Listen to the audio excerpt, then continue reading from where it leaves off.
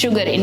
स्वागत करती हूँ आप सबका आज की हमारी इस चर्चा में, जिसका विषय हम सब से इतनी गहरी तरह से जुड़ा है कि अब इस विषय के बारे में बात करने का, इसके बारे में जागरूक होने का और इसके बारे में जागरूकता फैलाने का सही समय आ गया है। जी हाँ दोस्तों, मैं बात कर रही हूँ फूड सेफ्टी की। आज मेरे साथ है मयूर नायक, जो शुगर इन के को-फाउंडर हैं और जिनको किसी भी इंट्रोडक्शन की जरूरत नहीं है। Hello friends. शुगर इन में हम प्रीमियम क्वालिटी के फूड कलर्स और शुगर डव बनाते हैं, जो एक इंडिया बेस्ड कंपनी है। शुगर इन को हाल ही में फूड सेफ्टी में हाईएस्ट माने जाने वाला BRCGS सर्टिफिकेशन भी मिला है and we feel proud about it कि हम फूड सेफ्टी के स्टैंडर्ड्स पे खरा उतर पाए हैं। So here we are to share our thoughts and experiences. तो मयूर, तुम्हारे हिसाब से फूड सेफ्टी का एग्जैक्टली क्या मतलब है, और इंडिया की बात करें तो फूड सेफ्टी का हमारे यहाँ एग्जैक्टली क्या सिनेरियो है? देखिए, फूड सेफ्टी मेरे हिसाब से एक फूड मैन्युफैक्चरर के लिए बहुत ही ज़्यादा ज़रूरी है। अगर आप एक फूड मैन्युफैक्चरर हैं या फिर एक होम बेकर है या एक प्रोफेशनल शेफ़ है, इन दोनों के लिए ही फूड सेफ्टी की वैल्यू बदल जाती है। तो हमें इन दोनों को अलग अलग तरह से ही डिस्कस करना पड़ेगा। तो मयूर, तुम्हारा कहने का मतलब ये है कि अगर आप फूड प्रोडक्ट मैन्युफैक्चरर हो या फूड प्रोसेस कर रहे हो या किसी भी तरह से प्रिपेयर कर रहे हो या सिर्फ उसको लेके रीसेल कर रहे हो, तो हम सभी का योगदान है फूड सेफ्टी। हम सब चाहते हैं कि हमारा खाना सबसे ज़्यादा सुरक्षित हो और वो हमारी हेल्थ को तो बिल्कुल भी नुकसान न करे। फिर भी पता नहीं क्यों इस विषय पे हम काफ़ी कम चर्चा करते हैं और फूड प्रोडक्ट मैन्युफैक्चरर भी उसको काफ़ी कम ध्यान में लेते हैं। और शायद इसीलिए आज भी हर साल 600 मिलियन से भी ज़्यादा लोग सिर्फ और सिर्फ खराब खाना खाने की वजह से बीमार हो रहे हैं, और उसमें से भी 4 से 4.5 लाख लोग की कैजुअलिटी होती है, और उसमें से 30% तो 5 साल से नीचे की उम्र के बच्चे हैं। इसीलिए मैं ये मानती हूँ कि अब ये सही समय आ गया है फूड सेफ्टी के लिए सजाग होने का, नहीं तो फूड सेफ्टी एजेंडा 2030 नामुमकिन दिखता है। हाँ रेशमा, मैं तुमसे बिल्कुल सहमत हूँ। इसीलिए इंडिया में फूड मैन्युफैक्चरिंग करने वाली ज़्यादातर कंपनियां इसके बारे में ज़्यादा सजाग नहीं है। They are not alert about it, और इसीलिए ज़्यादातर कंपनियों के पास BRC जैसा सर्टिफिकेट भी नहीं है। तो रेशमा, चलो पहले ये समझ लेते हैं कि एक फूड सप्लायर को फूड सेफ्टी के लिए किन किन चीज़ों का ध्यान रखना ज़रूरी होता है। मयूर, BRCGS के दौरान मैंने ये सीखा है कि किसी भी फूड प्रोडक्ट सप्लायर को अपने ग्राहक को 5 चीज़ों का भरोसा दिलाना बहुत ज़रूरी है, which are the 5 basic pillars of food safety. पहला है ट्रांसपेरेंसी, दूसरा है ट्रेसेबिलिटी, तीसरा है इंटीग्रिटी, चौथा है लीगलिटी और 5वां है क्वालिटी। तो रेशमा, क्या मतलब है फूड सेफ्टी के इन 5 पिलरों का? मयूर, ट्रांसपेरेंसी का यहाँ मतलब है क्लैरिटी। फूड प्रोडक्ट सप्लायर को अपने ग्राहक को ये प्रमाण देना पड़ता है कि फूड प्रोसेस कैसे किया गया है, फूड को बनाने के लिए यूज़ किए गए रॉ मटेरियल क्या 100% फूड ग्रेड सर्टिफाइड है कि नहीं, फूड सेफ्टी के कौन से नियमों का पालन कंपनी द्वारा किया जा रहा है। जैसे कि मैं एक एग्जांपल दूँ फॉन्डेंट का, तो फॉन्डेंट में इस्तेमाल किए गए क्या सारे रॉ मटेरियल फूड सेफ है कि नहीं, ये ग्राहक को प्रमाण देना बहुत ज़रूरी है। और यही नहीं, प्रोडक्ट का प्रोसेसिंग एरिया भी ग्लोबल फूड सेफ्टी नॉर्म्स के द्वारा बनाया गया है कि नहीं, ये भी बताना पड़ेगा।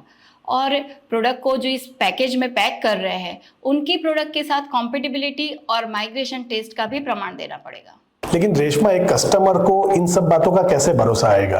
कस्टमर कभी भी कंपनी की वेबसाइट विजिट कर सकते हैं। आप कभी भी शुगर इन की वेबसाइट पे विजिट करिए, वहाँ पे दिया गया फूड सेफ्टी पेज को देखिए, वहाँ पे आपको ये सभी प्रमाण पत्र मिल जाएंगे। और फिर वेबसाइट ही क्यों, BRCGS जैसे सर्टिफिकेशन बनाए ही इसलिए गए हैं कि जिससे ग्राहकों को ये विश्वास दिलाया जा सके कि उनके द्वारा खरीदी गई प्रोडक्ट उनके स्वास्थ्य को नुकसान नहीं पहुँचाएगी, क्योंकि यहाँ पे थर्ड पार्टी ऑडिटिंग होता है जिसमें इंटरनेशनली रेनाउंड ऐसे ऑडिटर्स विजिट करते हैं और उसके बाद ही सर्टिफिकेट दिया जाता है। इसका मतलब ये है कि BRCGS सर्टिफिकेट ही अपने आप में भरोसा दिलाने के लिए काफ़ी है, और इसीलिए कंपनीज के पास ऐसे सर्टिफिकेशंस होना बहुत ज़रूरी है कि जिससे हम हमारी खामियों को सुधार सकते हैं और हमारे सिस्टम्स को और बेहतर बना सकते हैं। क्योंकि यहाँ पे बाहर से आने वाले ऑडिटर्स ये इंश्योर करते हैं कि हर एक चीज़ सर्टिफाइड है और हर एक नियमों का पालन हो रहा है।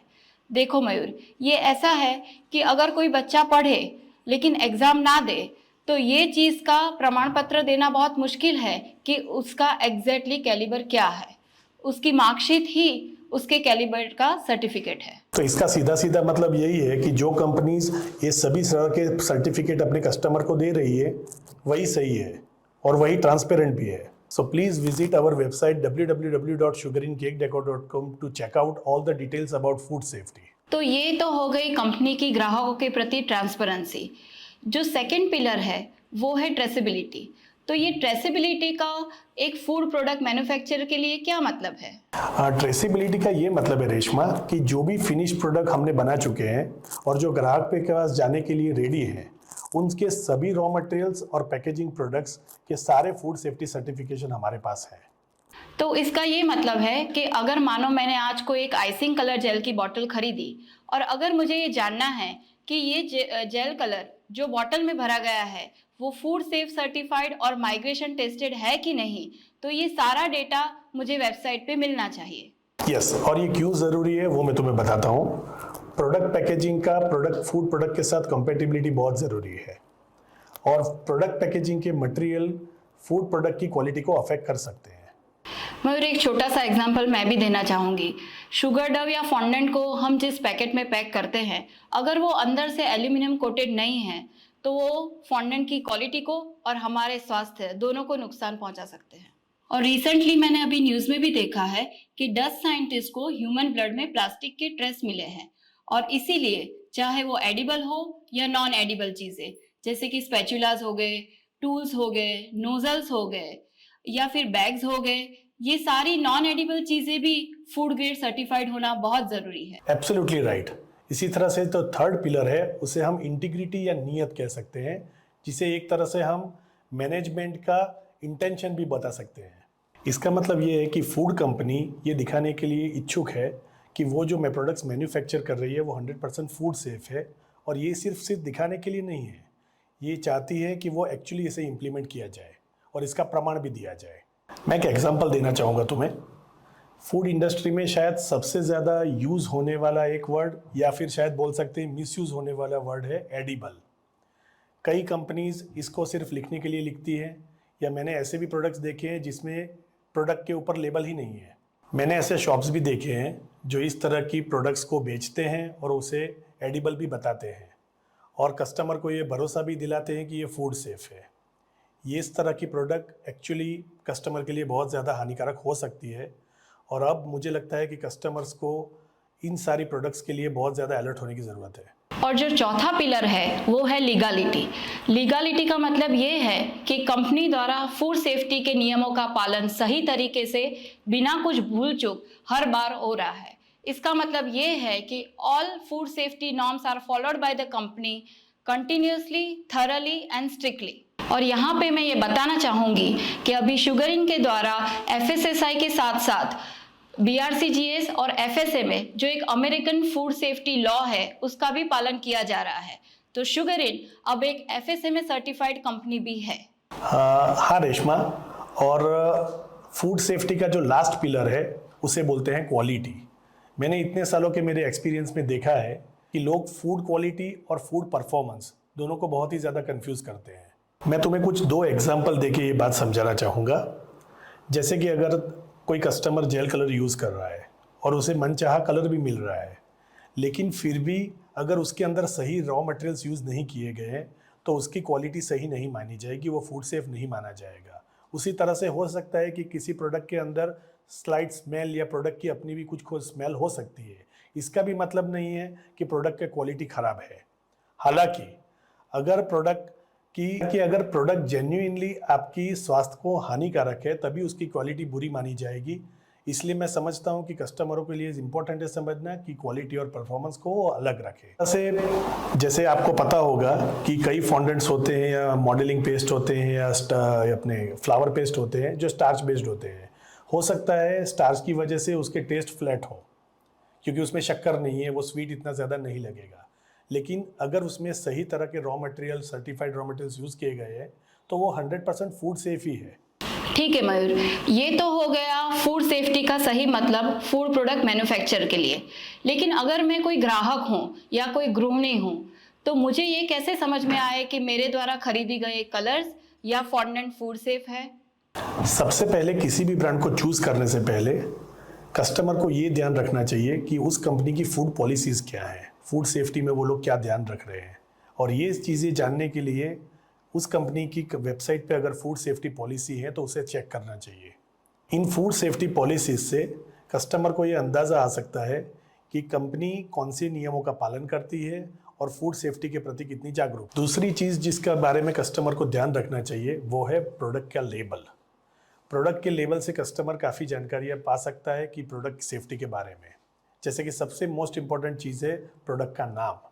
मैंने ऐसी भी प्रोडक्ट्स देखी हैं जिसके ऊपर प्रोडक्ट का नाम ही नहीं होता, तो प्रोडक्ट का नाम चेक कर लेना बहुत ज़रूरी है।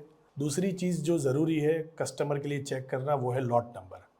लॉट नंबर से क्या होगा कि अगर कस्टमर को कोई इश्यू आता है अपनी प्रोडक्ट में और वो कंपनी को ये लॉट नंबर देते हैं तो कंपनी ट्रेसेबिलिटी के थ्रू वो प्रोडक्ट कौन से रॉ मटेरियल से बनाया गया, कहाँ इश्यू आ सकता है, वो सारी ट्रेस कर सकती है और कस्टमर को सॉल्यूशन दे सकती है। तीसरा बहुत महत्वपूर्ण भाग है वो है इंग्रेडिएंट्स चेक करना। हर एक प्रोडक्ट के लेबल के ऊपर इंग्रेडिएंट का होना बहुत ज़रूरी है। ऐसी प्रोडक्ट्स भी मैंने देखी है जिस पे इंग्रेडिएंट्स ही नहीं होते, जो एक तरह से गैर कानूनी है। इंग्रेडिएंट से कस्टमर ये भी पता कर सकते हैं कि प्रोडक्ट जिस रॉ मटेरियल से बनाए गए हैं वो प्रोडक्ट खाद्य सुरक्षा के हिसाब से सही है कि नहीं। आपको मैं एक एग्जांपल देना चाहूँगा। जैसे कि अगर कोई प्रोडक्ट लस्टर डस्ट है, अब लस्टर डस्ट के ऊपर अगर प्रोडक्ट के ऊपर एक इंग्रेडिएंट होता है माइका, जो हर एक लस्टर डस्ट के लिए बहुत ज़्यादा ज़रूरी है। अगर ये माइका लिखा ही नहीं गया है, जिसका ई नंबर होता है E555, तो इसका मतलब है कि ये लेबल गलत है और कस्टमर को ऐसी प्रोडक्ट से बचना चाहिए। मयूर, किसी भी होम बेकर को मेटालिक प्रोडक्ट खरीदने से पहले 10 बार सोचना चाहिए। उन्हें ये जानना चाहिए कि एडिबल के नाम पे वो कॉस्मेटिक ग्रेड की प्रोडक्ट तो नहीं खरीद रहे हैं ना, क्योंकि presence of heavy metal in metallic lustre dust can badly affect your health. इसलिए आप सिर्फ उन्हीं कंपनियों पे रिलाई कर सकते हो जो मेटालिक लस्टर डस्ट के लेबोरेटरी प्रमाण पत्र अपने वेबसाइट पे दे रहे हैं। शुगर इन के वेबसाइट पे ये सर्टिफिकेट्स आपको आसानी से मिल जाएंगे। और काफ़ी कंपनीज अपने इंग्रेडिएंट लिस्ट में ई नंबर भी देते हैं, जिसको आप आसानी से गूगल पे जाके चेक भी कर सकते हैं कि वो ई नंबर कौन से रॉ मटेरियल के लिए यूज़ होता है, और इस तरह आप जान सकते हैं कि प्रोडक्ट में कौन से रॉ मटेरियल यूज़ किए गए हैं। और इसके अलावा लेबल पे डेट ऑफ मैन्युफैक्चरिंग और सेल्फ लाइफ का होना भी बहुत ज़रूरी है, जिससे आप जान सकते हैं कि प्रोडक्ट कितने समय तक सही रहेगी। और ऑफ कोर्स FSSAI नंबर और कस्टमर केयर नंबर, ये दोनों को भी लेबल पे चेक करना चाहिए। तो इसका सीधा सीधा मतलब ये है कि आज की 21वीं सदी में अगर आप जागरूक है तभी आप सेफ है। लेकिन मयूर, क्या प्रोडक्ट पे लेबल चेक करना ही काफ़ी है? क्योंकि लेबल से तो हमें सिर्फ यही जो अंदर पैक की गई प्रोडक्ट के बारे में ही जानकारी मिलती है। What about the packaging material? हमें कैसे पता चले कि प्रोडक्ट को पैक करने के लिए यूज़ की गई बॉटल या पाउच या डब्बा ये प्रोडक्ट के लिए सेफ है? बहुत आसान है। आप सिंपली वेबसाइट के फूड सेफ्टी पेज पे जाइए और वहाँ पर प्रोडक्ट पैकेजिंग के लिए जो फूड सेफ्टी सर्टिफिकेशन है, माइग्रेशन सर्टिफिकेशन है, उसे आसानी से चेक कर सकते हैं। मयूर, मैंने काफ़ी महिलाओं को देखा है कि अपने खाली पाउचेज या फॉन्डेंट के खाली डब्बों में वो दूसरे फूड ग्रेड प्रोडक्ट स्टोर करते हैं। तो तुम्हारे हिसाब से क्या ये सही है? ये मेरे हिसाब से बिल्कुल सही नहीं है, और as a matter of fact I will never encourage such a practice. होता ये है कि हर एक फूड प्रोडक्ट और उसका पैकेजिंग मटेरियल, ये दोनों एक दूसरे के साथ प्रॉपरली सिलेक्ट किया जाता है, उसका एक माइग्रेशन टेस्ट किया जाता है, और depend after that migration test is done, उसके बाद ही वो पैकेजिंग मटेरियल वो फूड प्रोडक्ट के लिए सिलेक्ट किया जाता है और वो उसी के लिए बना हुआ होता है। जब आप एक पैकेजिंग प्रोडक्ट के अंदर फूड प्रोडक्ट के सिवाय और कोई प्रोडक्ट स्टोर करते हैं, तब इसके अंदर नए प्रोडक्ट के अंदर वो प्लास्टिक पैकेजिंग मटेरियल में से कोई ना कोई चीज़ एंटर होने का चांसेस रहता है। तो ये ध्यान रखना चाहिए कि ये ना किया जाए। तो मयूर, BRCGS सर्टिफिकेशन द्वारा हम ये इंश्योर कर सकते हैं कि हमारे द्वारा बनाई गई सारी प्रोडक्ट फूड सेफ है। सारे विश्व में 7 जून को वर्ल्ड फूड सेफ्टी दिन की तरह मनाया जाता है। तो चलिए हम भी अपना एक छोटा सा योगदान दें एक जागरूक नागरिक बन के। Be food safe with sugar in.